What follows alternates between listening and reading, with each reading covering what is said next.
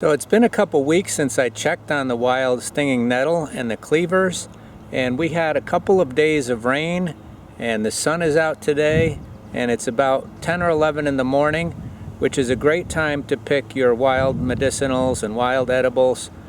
A lot of the nutrients go back down into the ground at night from what I've read, so it's best to pick them in the morning. They're more vital, just like we are in the morning.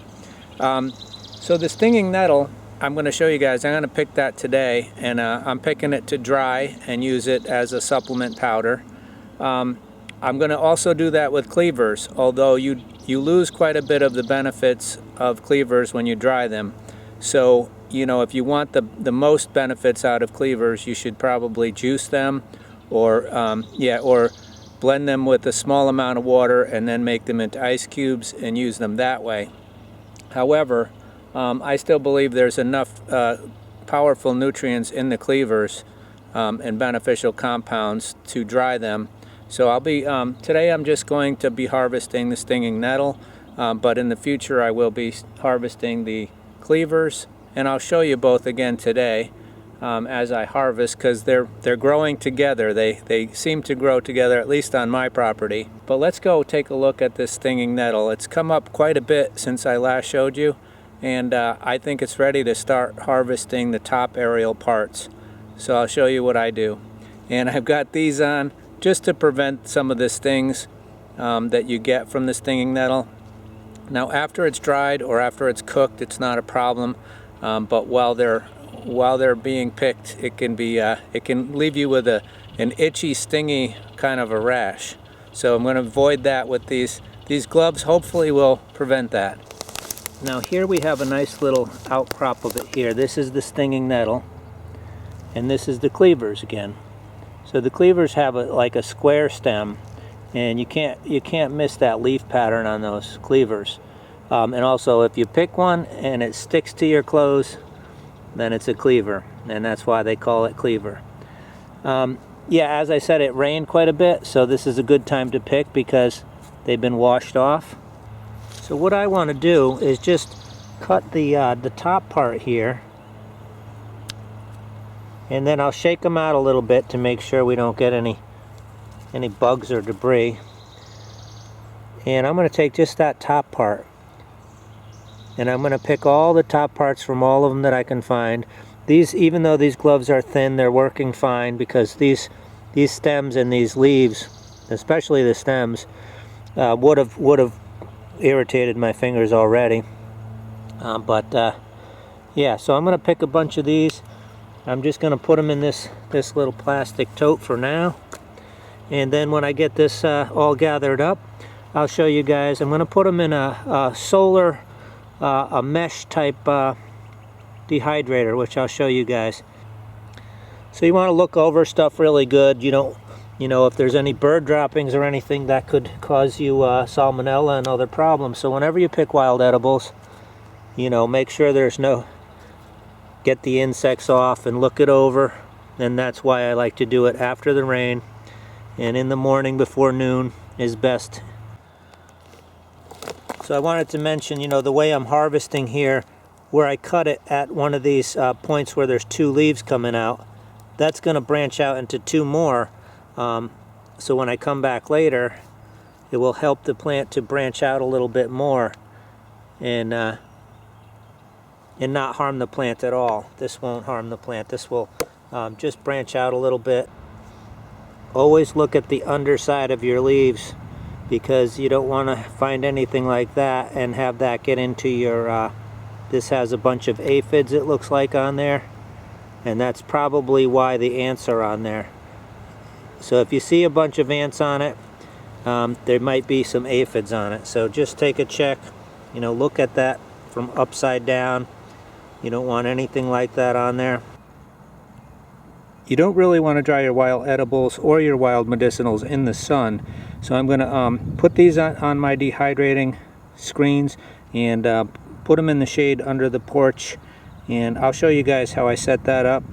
But I'm really happy with that, and I'll keep coming back and clipping those same plants, the aerial parts of those same plants, all season long. The best is in the spring.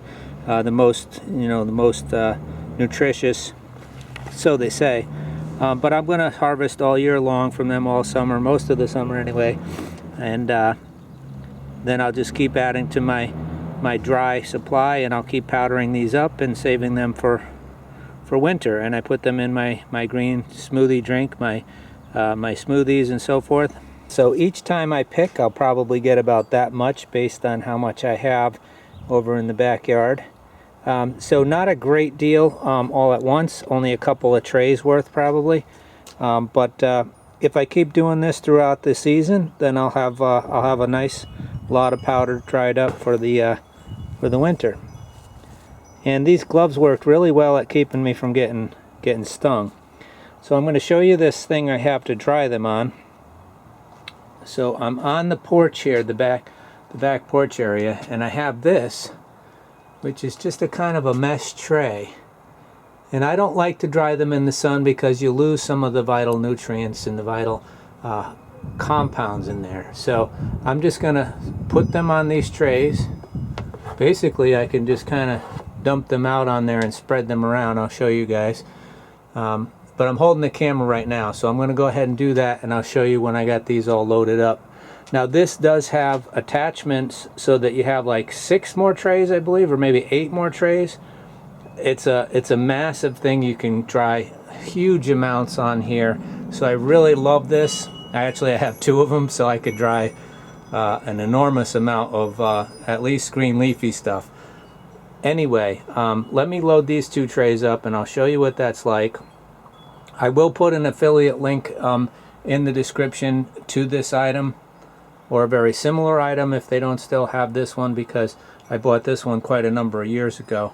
But these are fantastic. They come in a little carrying case, and you can attach all the screens if you want them, or just the amount you need. And they're really good for air drying your greens and your wild edibles and so forth. So here it is all loaded up, and this is the top one. And you want to leave quite a bit of airspace in between these. They will shrink, after a few hours they'll shrink up, and then you probably could have fit even more. But in the beginning, I like to leave plenty of space between them, especially since these have so many trays that are available. This is my second tray, and that's all I needed was the 2 trays, just as I thought. And we'll just leave these probably, if I'm going to have damp weather or rainy weather, I'll bring this right in the house. I have a hook in the house where I can hang it in a room where it won't be disturbed.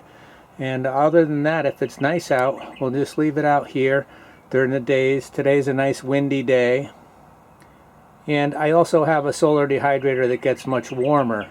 But with these kind of things, herbs and wild medicinals, you want to dry them at a low and slow temp. So this is just fine, especially with the good breeze, low moisture today. And I think we're going to do fine with this. And I'll update you guys at some point in the future when I have a little jar of this saved up. Okay, so we're over here at wildedible.com, www.wildedible.com, Wild Food Guide, Stinging Nettle, and Nutrition. So this has a guide here all about identification, edibility, nutrition, how to cook, make tea, the range and habitat, benefits, other uses, how to harvest, how to process. Well, we're going down to the nutrition part is what I wanted to show you guys. It's arguably one of the most nutritional wild edibles available, but it needs to be cooked or dried to neutralize the sting. Yeah, that's for sure. This 2015 study compares the nutritional properties of stinging nettle to wheat flour and barley flours. And this is pretty nutritious stuff because the researchers blanched the nettle leaves for 1 minute, drained and dried at 60 degrees for 2 days, and then ground into flour. They reported the nettle flour had 3 times more protein than wheat or barley and less than half the carbohydrates. Nettle also had a range of health-benefiting bioactive compounds and a better amino acid profile than most other leafy vegetables. According to USDA's nutrient database, 100 grams of blanched stinging nettle has an average of 481 milligrams of calcium and 6.9 grams of fiber. That's 37% of the daily value of calcium and 25% for fiber, according to nutritionalvalue.org. Let's just look at the benefits quick, because one thing that I noticed was that it's supposed to be good for allergies, which is interesting because it can cause that nasty histamine rash. What makes Nettle work so well is its anti-inflammatory and antihistamine properties. We use Nettle regularly during pollen season, both freeze-dried and fresh as tea. So anyway, that's my little thing that I'm going to be doing with the nettles. I'm going to show you guys in a second. Here I have some of my seedlings. I'm putting up my greenhouse today, so I'm going to get ready to get my hydroponics going. This might even go in the greenhouse to dry at some point. But for right now, let me show you these seedlings that are going in, and then hopefully I'll get that greenhouse up today and we'll have some hydroponic videos coming. I have some Thai volcano peppers, which are one of my favorite hot peppers. I have 4th of July tomatoes, super beefsteak, yellow pear. I have some chicory here, a couple broccoli rabe, and a couple more tomatoes. And here I have alfalfa that will be going in the ground for more of my greens powder. I make my own kind of greens powder. So thanks everybody for watching. If you have any questions or comments, leave them below. And until next time, remember, take care of yourself, take care of each other, and I will see you again soon. Bye-bye.